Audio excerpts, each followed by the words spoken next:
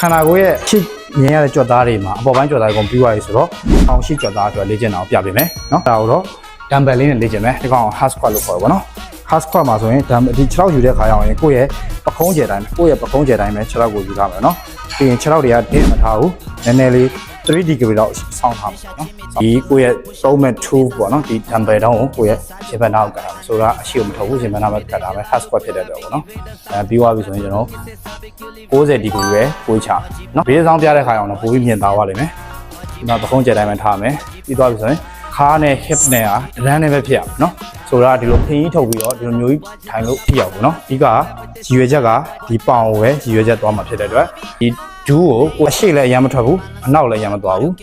ကိုယ့်ရဲ့ဒီဒူးရဲ့ပတ်တန်တိုင်းကိုမှဖြည်းဖြည်းချင်းကိုချမယ်တချို့အယိုးစစ်ဆိုရင်တော့ဒူးလေးတွေအရှိနည်းနည်းထွက်တာရှိရဒါမဲ့ဆိုကြအဲ့ဒါပြဿနာမရှိဘူးနော်အဓိက90 degree ပဲသွားမယ်အောက်ပြီး deep သွားဘူး90သွားမယ်ပြီးရင်ပြန်ပြီးမတက်ရမယ်ပြီးရင် open the chat ခေါင်းနေရှေ့ကိုတက်ကြည့်ထားမယ်ပြီးရင်ပြန်ကုန်မယ်ဒါလေးလောက်တယ်ဆိုရင်ကိုယ့်ရဲ့လိုအပ်တဲ့အောင်ကြတော့လှုပ်ဆောင်မှုထိအောင်ဖြစ်သွားပါတော့နော်